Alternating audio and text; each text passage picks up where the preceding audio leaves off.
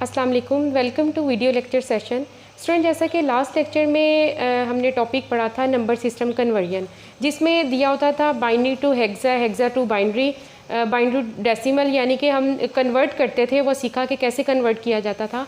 आज का टॉपिक हमारा है मेमोरी एंड डाटा स्टोरेज, यानी कि कंप्यूटर में कैसे डाटा को सेव किया जाता है, यानी कि उसके लिए मेमोरी का वर्ड यूज़ किया है, मेमोरी एंड डाटा स्टोरेज है।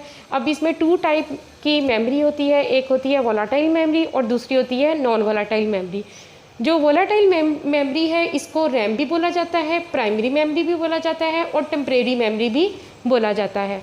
जबकि जो नॉन वोलाटाइल मेमोरी है इसको हार्ड डिस्क, सेकेंडरी मेमोरी और परमानेंट मेमोरी भी बोलते हैं। अब स्टूडेंट्स, ये यहाँ पे सवाल पैदा होता है कि वोलाटाइल मेमोरी को प्राइमरी मेमोरी क्यों कहा जाता है।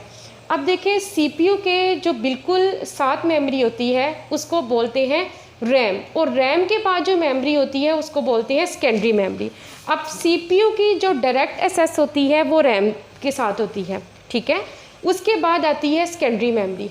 सीपीयू की डायरेक्ट एक्सेस सेकेंडरी मेमोरी से नहीं होती, सेकेंडरी मेमोरी से डाटा पहले रैम को जाता है, फिर रैम से वो सीपीयू जो है वो रीड या राइट जो है वो करता है।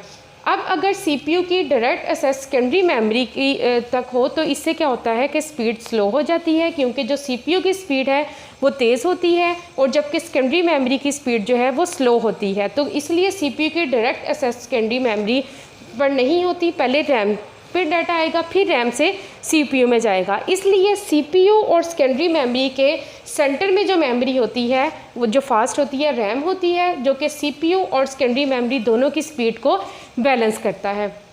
अब अगर फ़र्ज़ करें कि हमने कोई सी भी फाइल जो है वो ओपन करनी है, ठीक है, तो इसका क्या है कि सबसे पहले हार्ड डिस्क, मैंने भी आपको बताया कि सेकेंडरी मेमोरी को हार्ड डिस्क बोला जाता है।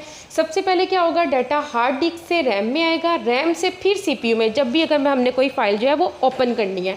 दूसरा तरीका, अगर फाइल जो है वो सेव करनी है तो क्या होगा, पहले सीपीयू से रैम और फिर रैम से हार्ड डिस्क या सेकेंडरी मेमोरी में फ़ाइल जो है वो आएगी। उसके बाद स्टूडेंट्स, यहाँ पर आप देख रहे हैं कि मैंने लिखा हुआ है वोलाटाइल मेमोरी और नॉन वोलाटाइल मेमोरी में डिफरेंस क्या होता है, यानी कि हम प्राइमरी मेमोरी को वोलाटाइल मेमोरी क्यों बोलते हैं या सेकेंडरी मेमोरी को नॉन वोलाटाइल मेमोरी क्यों बोला जाता है। जो वोलाटाइल मेमोरी है इसमें डाटा तब तक रहता है जब तक पावर सप्लाई होती रहे या करंट उसमें मौजूद हो। जैसे ही इलेक्ट्रिसिटी या कंप्यूटर बंद हो जाता है तो डाटा वोलाटाइल मेमोरी, जो डाटा प्राइमरी मेमोरी में है वो लॉस्ट हो जाएगा, तभी हम इसको वोलाटाइल मेमोरी जो है वो बोलते हैं। अब इसकी एक और एग्जांपल आप इस तरह ले सकते हैं कि अगर हमने एक फ़ाइल की बजाय दूसरी फ़ाइल ओपन करनी है तो पहले वाली फ़ाइल जो है वो बंद हो जाएगी, उसका डाटा जितना भी होगा उसमें वो मौजूद नहीं होगा, दूसरी वाली फ़ाइल ओपन हो जाएगी, पहले वाली फ़ाइल जो है वो नहीं रहेगी। उसके बाद जो नॉन वोलाटाइल मेमोरी है, अब इसमें क्या होता है कि इलेक्ट्रिसिटी मौजूद ना भी हो तब भी इसमें जो डाटा है वो मौजूद रहता है, ठीक है। Volatile memory are device which holds data as long as it has power supply connected to it is called volatile memory.